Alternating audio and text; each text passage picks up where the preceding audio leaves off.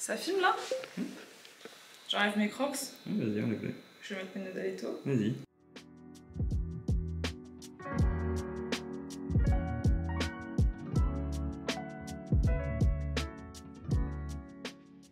Bonjour tout le monde, j'espère que vous allez bien. Aujourd'hui je vous retrouve pour une nouvelle vidéo et une vidéo qui me tient particulièrement à cœur puisque je vais vous parler de la seconde main. Alors la vidéo va se diviser en 3 sous-parties. Venez avec moi en face de la cheminée, je vais vous expliquer tout ça là-bas. Première partie, ça va être un mini dressing tour où je vais vous présenter mes meilleures trouvailles de seconde main de luxe. Parce que c'est vrai que j'adore consommer de la seconde main, mais je suis plus tournée vers la seconde main de luxe. J'arrive plus à me projeter dans des pièces de luxe de seconde main plutôt que des pièces de seconde main vintage. Après bien sûr chacun ses goûts. En fait cette première partie, elle a surtout pour but de vous motiver et de vous faire prendre conscience que c'est possible de trouver vraiment des pépites à des prix vraiment abordables. Ensuite, deuxième partie, je vais vous expliquer comment bien chercher de la seconde main de luxe. C'est vrai que j'ai pas mal d'amis, c'est vrai qu'elles s'intéressent pas à la seconde main de luxe, mais c'est juste qu'elles ont un peu la flemme et qu'elles se disent que ça va être très long de chercher vraiment la pièce qui leur correspond, la bonne taille, sans que ce soit trop abîmé, que ce soit en bon état, que ce soit un prix abordable. Moi je vais vraiment vous expliquer comment trouver facilement et rapidement des pièces à votre goût,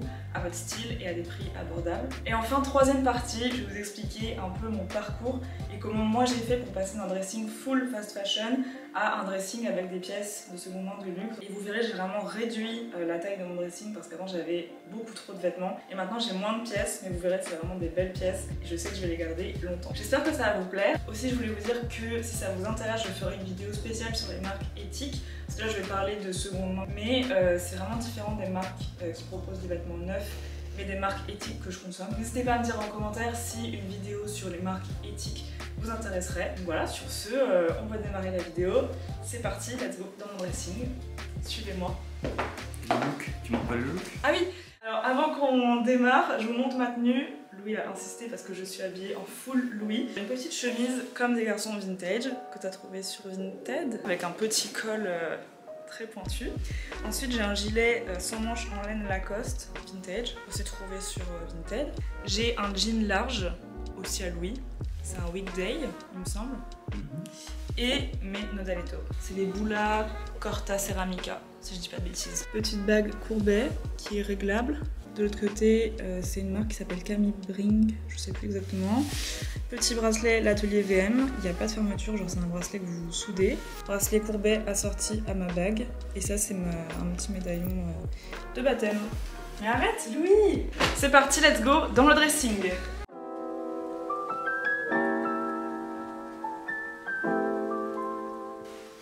Vous avez vu, j'ai rangé la chambre exprès pour vous. Commençons la première partie où je vais vous présenter mes meilleures trouvailles de luxe de seconde main pour vous motiver et pour vous montrer que c'est possible de trouver des pépites à des prix vraiment raisonnables. Déjà, on commence par les accessoires. J'ai cette paire de lunettes Dior, années 90 ou 2000. Et vous voyez un peu l'esprit des lunettes rectangulaires. J'adore, bon ça va pas à tout le monde et ça va peut-être pas plaire à tout le monde, mais je trouve que ça fait très star. Je les ai trouvées sur Vestiaire Collective pour le prix de 50 €. Et elles sont dans un état vraiment parfait. Elles sont nickel comme neuves et j'ai vraiment adoré le détail sur les branches. Mes petites lunettes de star.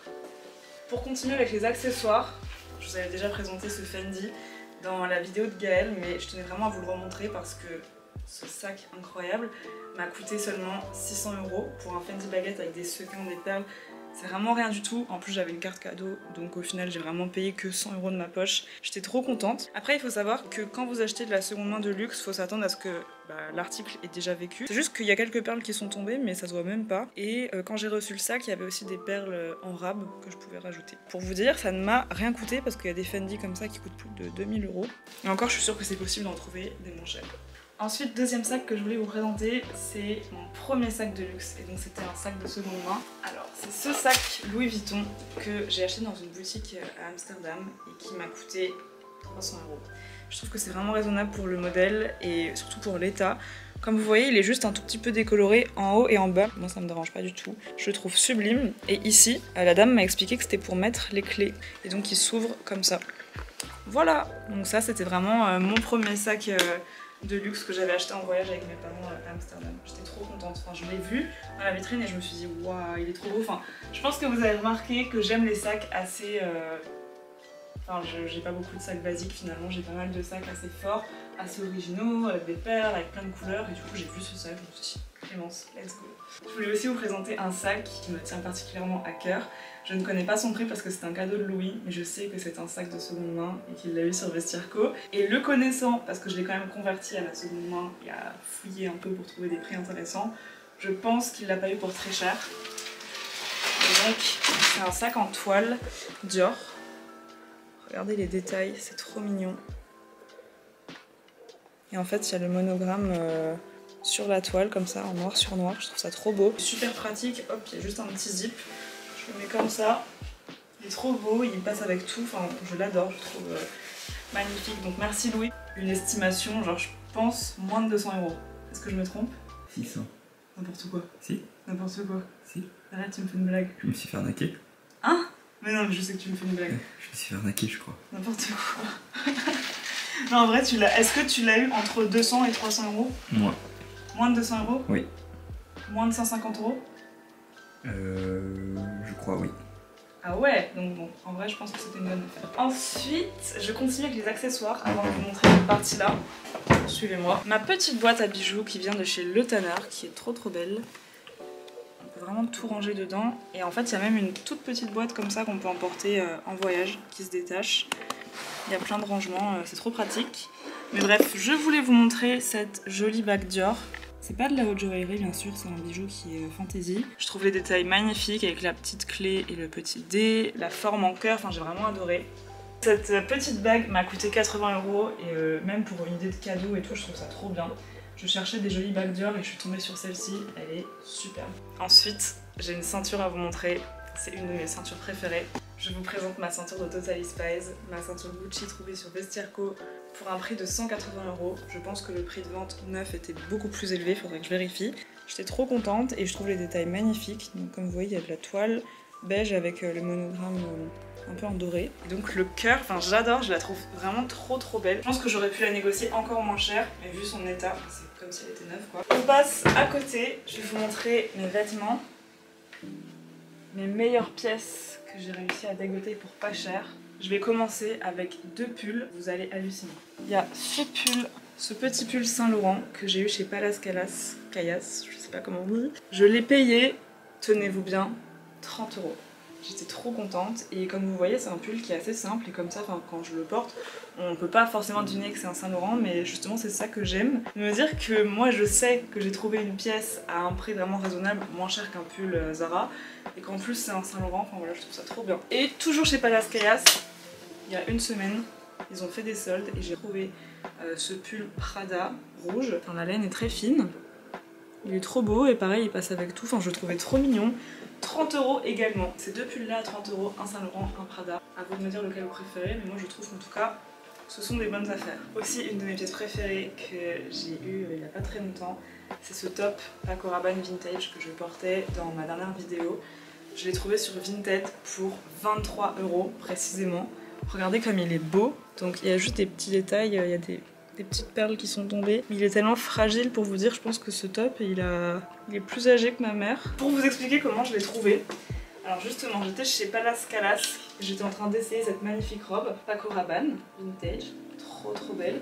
Et je l'ai eu dans les alentours de 200 €. Et donc pendant que je l'essayais, je regardais sur Vinted si les prix étaient similaires, si j'étais pas en train de me faire avoir chez Palace Callas. Ce qui n'était pas le cas bien sûr, donc j'ai fini par la prendre, c'était vraiment raisonnable. Pendant que je cherchais Paco Rabanne dress sur Vinted, je suis tombée sur ce top Paco Rabanne. En fait il n'y a pas l'étiquette, mais c'est un Paco Rabanne vintage des années 60 ou 70. Et donc je suis tombée sur ça. Je me suis dit ok Clémence, là je l'ai mis en favori. Je crois que le lendemain je l'ai acheté. On fait des trouvailles inattendues. Il y a ce mesh top Jean-Paul Gaultier. J'ai une passion pour les mesh top. Jean-Paul Gaultier c'est le roi des mesh top en fait. Donc celui-ci je l'ai eu sur Vestiaire.co pour 70 €. Mais pour vous dire qu'il y a des mesh top qui sont tellement rares et tellement iconiques qu'il y en a qui coûtent plus de 2000 €. Celui-ci je l'ai négocié et franchement je trouve que 70 € c'est plutôt raisonnable. Je pense que j'aurais pu l'avoir encore moins cher et j'aimerais bien élargir ma collection de mesh top Jean-Paul Gaultier. De loin, ma meilleure trouvaille, je pense. Si vous avez suivi l'histoire sur la chaîne de Gaëlle, donc c'est un petit pull sans manches Chanel. Je vous explique, Louis recule. L'histoire de ce petit pull, quand on habitait à Nice avec Louis, il y avait un super dépôt-vente vintage pas très loin de chez nous. Un jour je rentre et je vois exactement le même. et je me dis waouh, il est super beau, il est super doux. Et je regarde le prix, la dame le vendait plus de 2000 €. Et je me suis dit ok non, c'est trop cher, c'est pas grave, je laisse tomber. Et je cherche un peu sur Vestiaire.co et là je trouve exactement le même pour 100 €, 150, mais je l'ai négocié à 100 €. Je l'ai pris direct, mais du coup c'est vrai que j'arrive pas vraiment à me faire une idée de quel est le prix exact. S'il est plutôt vers les 2000 ou si il coûte carrément moins cher, mais je pense que c'est quand même une très bonne affaire. Juste un tout petit trou. Moi ça me dérange pas, enfin quand je le porte ça se voit vraiment pas. Et à côté vous avez un petit bouton. Je me vois très bien dans un voyage au ski avec ça. Aussi j'adore ce petit top Emilio Pucci. Ça je pense que vous pouvez vraiment en trouver pour pas cher, genre moins de 50 €.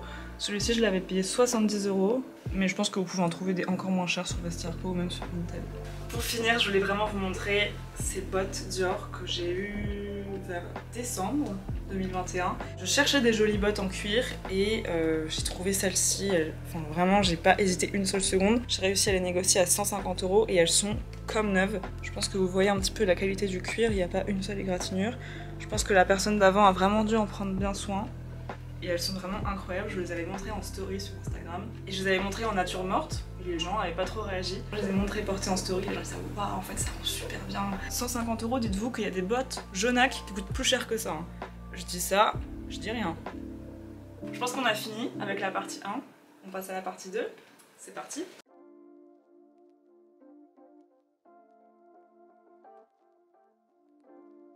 On passe maintenant à la partie 2 de cette vidéo, comment s'intéresser à la seconde main de luxe, comment bien chercher, comment chercher rapidement et comment trouver des trucs qui vous plaisent à des prix raisonnables. Je suis là pour tout vous expliquer. C'est vrai que j'ai des copines, je pense que même parmi vous aussi, vous allez peut-être vous reconnaître, qui s'intéressent à la mode, qui aimeraient pouvoir s'offrir des belles pièces de luxe, mais soit le neuf, elles se disent que c'est beaucoup trop cher, et ce qui est vrai, ou alors elles se disent que la seconde main, ça va être sale, ou alors ça va être en mauvais état, ça va prendre trop longtemps à chercher, je trouverai pas ma taille, je trouverai pas vraiment l'article qui me plaît, ou alors c'est trop long, le processus est trop long, et je sais même pas par où commencer. Ce que je pourrais vous conseiller, c'est déjà d'installer des applications comme Vinted, comme Vestiaire Collective ou comme Depop et de faire un premier tour sur l'application pour voir un peu ce que les applications proposent, ce que vous pouvez trouver. C'est aussi en fonction des goûts et des styles vestimentaires de chacun. J'aime beaucoup les pièces assez fortes, les pièces colorées, mais peut-être qu'il y a des filles qui vont préférer les basiques, les choses intemporelles. Faites-vous une liste des choses que vous aimeriez bien acquérir, comme par exemple un beau trench, des belles bottes, un beau sac noir. Et à partir de là, commencez à chercher sur Vestiaire.co par exemple. Moi c'est ma bible en fait Vestiaire.co et c'est là-bas que je vais tout le temps chercher. Par exemple, vous cherchez un sac Prada noir. Tapez dans la barre de recherche sac Prada noir et filtrez en fonction du prix. Si vous voulez un sac vintage, vous pouvez même cocher vintage. Vous scrollez, vous regardez un peu. Là, vous regardez un petit peu si ça vous plaît. Ok, peut-être que je préférerais ce modèle. De là, vous allez commencer à un peu connaître le marché et vous dire ok, bah à partir de ce moment-là, je sais que j'ai envie de ce sac Prada, de tel modèle, et vous allez vraiment savoir ce que vous cherchez. Il faut savoir ce qu'on cherche pour vraiment trouver une pépite. Quand on débute, on sait pas forcément ce qu'on cherche, on n'a aucune idée en mode je sais pas par quoi commencer. Moi, mes conseils, c'est de vraiment faire des alertes. Si vous cherchez à tout prix un blazer Jacquemus, vous allez trouver un produit similaire qui a déjà été vendu. Dès qu'un produit similaire sera posté et publié et prêt à être vendu, vous recevrez une notification sur votre téléphone. Vous pouvez aussi bien sûr négocier les prix avec le vendeur, très important. Moi je tente toujours une petite négociation. Je pense que des bons basiques pour des gens qui débutent et qui aimeraient commencer à s'acheter des choses de seconde main de luxe. Chez des trench Burberry, vous pouvez en trouver à moins de 200, même moins de 100 €. Des beaux sacs comme j'ai trouvé, mais mon sac Fendi baguette, ou j'adore aussi les Dior baguettes. Vous pouvez trouver des jolies bottes. Ne vous fiez pas trop aux tendances. Faites vraiment en fonction de vos propres goûts et votre propre style, parce que si vous achetez des objets qui sont vraiment tendance actuellement et vous vous doutez que dans 6 mois on n'en parlera plus, ça sert à rien d'investir, même si c'est de la seconde main, et de se dire bon en fait ça sert à rien, c'est un peu comme mes Chiquito. Selon moi, le but c'est d'avoir un vêtement que vous allez porter le plus longtemps possible. Et au pire, si vraiment le vêtement il ne vous plaît plus, vous pouvez toujours le revendre, et comme ça, la boucle est bouclée. Ça s'appelle l'économie circulaire. Le produit est fabriqué, le produit est vendu, le produit est porté, et au pire le produit est revendu, etc. etc. Mais le but c'est vraiment de porter le vêtement le plus longtemps possible pour le rentabiliser et pour éviter toute cette forme de pollution et de déchets, enfin bref, vous avez compris. Oui, mais si les gens ils font ça avec la fast fashion, la seconde main ça va devenir la poubelle de la fast fashion. Moi je pense que c'est pas grave si vous achetez de la seconde main de fast fashion, Par exemple, si vous avez trouvé un super beau pull Zara sur Vinted, je trouve ça complètement ok. C'est pas comme si vous achetiez un pull Zara neuf. Par exemple, les pulls Prada et Yves Saint Laurent que j'ai trouvés, ils sont à la limite moins chers que des pulls que vous retrouverez dans les enseignes de fast fashion, donc c'est vraiment pour vous motiver. Commencez à chercher même des petits pulls tout simples, unis. Le but, c'est pas forcément de voir que vous portez de la marque. Vous pourrez vous dire, bah voilà, j'ai trouvé vraiment un pull pas cher. En plus, moi, je sais que c'est un Prada, enfin, c'est trop stylé. Enfin, quand les gens vous demandent, oh, j'adore ton pull, il vient d'où? Ah bah c'est un Prada, en plus j'ai pas payé cher, c'est beaucoup plus stylé de dire bah c'est un Zara. Pour moi la fast fashion c'est vraiment la facilité, donc je pense que vous pouvez vraiment trouver des pièces accessibles dès que vous vous mettez à chercher. Si vous avez besoin d'un jean noir, pareil cherchez jean noir, je sais que Dolce & Gabbana ils font des jeans trop bien, j'adore. Et vous allez en trouver pour moins de 50 €, même moins de 30 €, il y a vraiment de tout. Cherchez en fonction de vos envies, de vos besoins et de vos goûts. Mettez des alertes et triez en fonction des prix et de votre budget, je vous promets que vous allez finir par trouver. Dernière parenthèse, je sais qu'il y a souvent des filles et même des garçons qui sont embêtés avec la seconde main parce qu'ils ne trouvent pas forcément toutes les tailles. On peut trouver plutôt des petites tailles et pas beaucoup de grandes tailles. Je pense que le problème des tailles, c'est pas une excuse pour aller acheter chez Shein. J'ai déjà eu plein de commentaires sur TikTok de filles qui disaient oui mais Shein c'est bien parce qu'ils font des grandes tailles. S'il vous plaît, regardez sur les sites de seconde main avant d'aller dépenser votre argent dans la fast fashion. Quand je regarde sur Vestiaire Co, il y a pas mal d'articles qui sont dans des tailles plus grandes. Parce que je me dis que quand tu vas dans une boutique et que c'est du neuf, tu trouves de toutes les tailles, donc forcément en seconde main tu vas retrouver des mêmes tailles et vous allez avoir un choix quand même qui est plutôt large. Le but de cette vidéo c'est vraiment pas de vous mettre mal à l'aise si vous consommez encore de la fast fashion. La preuve c'est que j'en consommais encore il y a 1 an et demi, 2 ans. Maintenant j'ai totalement arrêté, je fais super attention, mais pour vous dire que c'est possible de passer du tout au tout. Parce que si vous vous souvenez de mes anciennes vidéos, j'avais que ça dans mon dressing et maintenant bah, vous voyez j'ai des super pièces. Alors, je suis plutôt fière de ma collection et de dire que voilà j'ai réussi à développer un dressing plutôt cool. Voilà, je pense que je vous ai à peu près tout dit, surtout n'hésitez pas si vous avez des questions en commentaire, je me ferai un plaisir d'y répondre.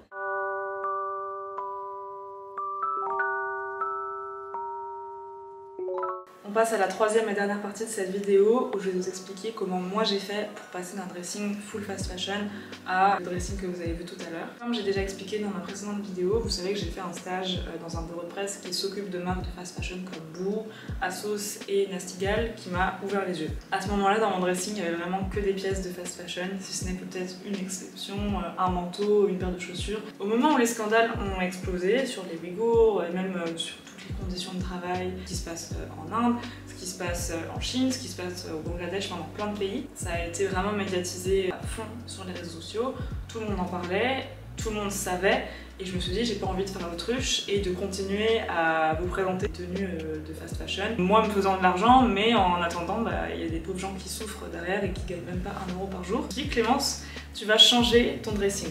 Si ça peut vous intéresser et si vous aussi vous avez envie de changer votre dressing, de faire évoluer et de consommer autrement, j'ai déjà fait un énorme tri dans mon dressing. Ça m'a pris plusieurs mois et encore maintenant j'ai pas totalement fini. Je me suis dit Clémence, est-ce que tu as besoin d'autant de vêtements? Quand je vous dis j'en ai vraiment trop, c'est que ça me servait à rien. J'avais par exemple 50 t-shirts, 30 pulls, 30 pantalons, mais ça ne me servait à rien. Je préfère acquérir 15 ou 10 pantalons de luxe de seconde main sur le long terme, que je vais vraiment porter longtemps, plutôt que 30 pantalons tendance de mauvaise qualité qui ne sont pas bons pour l'environnement. J'ai vendu vraiment peut-être les 3/4 de tout ce que j'avais sur Vinted à des prix vraiment raisonnables et tout ce qui n'était pas vendable, je l'ai donné à des associations. J'ai gardé vraiment des pièces que j'appréciais et petit à petit, je commençais à chercher sur Vestiaire Co de quoi me refaire un dressing avec des pièces un peu basiques, un petit gilet blanc, un petit jean, un petit sac. Et puis au fur et à mesure, je me suis amusée à chercher des pièces plus fortes, comme vous avez vu avec mes mesh tops. Finalement, c'est juste une question de tri et de savoir se séparer de pièces qui vont être plutôt tendance et que vous allez pas mettre sur le long terme, et aussi de pièces de mauvaise qualité. Enfin, ça sert à rien de refourguer vos pièces de mauvaise qualité sur Vinted. Si vous pensez que c'est quand même vendable et encore en bon état, ça sert à rien de les stocker au fond de votre placard, autant leur donner une seconde vie. Avant de finir cette vidéo, je voulais vous montrer un exemple de mes alertes sur Vestiaire Collectif, par exemple les trucs que moi je cherche, et je voulais vous dire que j'ai aussi fait un guide sur Instagram avec toutes les marques qui vendent de la seconde main de luxe, donc n'hésitez pas à aller voir, je vous mets mon compte Insta juste ici. N'hésitez pas à vous abonner à mon compte et à aller voir ce guide qui, je pense, pourrait vous être très utile. J'ai vraiment répertorié mes magasins préférés qui vendent de la seconde main de luxe. Pour finir, donc, je vous montre juste mes petites alertes Vestiaire Co pour un peu vous donner des idées de quoi chercher. Vraiment, mes Vestiaire Co, la prochaine fois, sponsorisez-moi. Alors pour vous donner une petite idée de mes alertes sur Vestiaire.co, donc ce que je recherche, je reçois des notifications assez souvent. Il y a par exemple les vestes Courrèges, donc je pense que vous connaissez tous. Elles sont assez rares sur Vestiaire.co et sinon elles partent très très vite. Là par exemple il n'y en a pas, mais sinon direct elles sont vendues. Vous savez, les vestes un peu comme ça, mais voilà, 500 €, 600 €, 350 €. Ensuite, sandales Nodaletto. Qui est étonné? Pas moi. Tous les jours de ma vie, j'aimerais m'acheter des Nodaletto, mais donc je regarde un peu tout le temps. Quoi d'autre? Des sabots Chanel. Alors je me suis trouvé une obsession pour les sabots Chanel. Je trouve ça magnifique et j'ai trop envie de m'acheter une paire pour cet été. Mais j'attends de trouver vraiment un prix raisonnable. Et enfin, forcément, mes alertes pour les Fendi sacs à main à paillettes. Vous pouvez aussi marquer sac à main à sequins, sac à main à broderie. Et là, il y a énormément de choix. Mais comme vous voyez, il y a un peu de tout niveau prix. Là, il y en a un à 9 000 €. Là, 1 200 €. Après, là, il y en a un à 274 €. Enfin voilà, il faut vraiment chercher. Il faut vraiment trier. C'est maintenant la fin de cette vidéo, j'espère qu'elle vous aura plu, qu'elle aura pu vous aider et qu'elle aura pu vous motiver. N'hésitez pas à me dire ce que vous en avez pensé en commentaire, si vous avez des questions ou quoi que ce soit, ça me ferait vraiment plaisir d'y répondre. Aussi bien sûr, n'hésitez pas à mettre un pouce en l'air si ça vous a plu et à vous abonner à ma chaîne si c'est toujours pas fait. Je vous fais plein de gros bisous, merci beaucoup d'avoir regardé et d'avoir cliqué sur cette vidéo. À très bientôt et ah oui, dernière question avant de me quitter. Comme vous savez, mon nom sur cette chaîne c'est toujours Hello Beauty, mais sur Instagram j'ai changé, maintenant c'est Clémence Bertrand. J'aimerais beaucoup changer de nom de chaîne YouTube et mettre Clémence Bertrand à la place de Hello Beauty, mais si je change, je perds ma certification. Est-ce que vous pensez que ça vaut le coup de changer et de perdre ma certification, ou on s'en fiche, je laisse Hello Beauty? J'attends votre avis, ou est-ce que c'est possible de me refaire certifier après? Bref, dites-moi ce que vous en pensez. Je vous fais plein de gros bisous, à très bientôt pour une prochaine vidéo, et sur ce, portez-vous bien, take care, bye.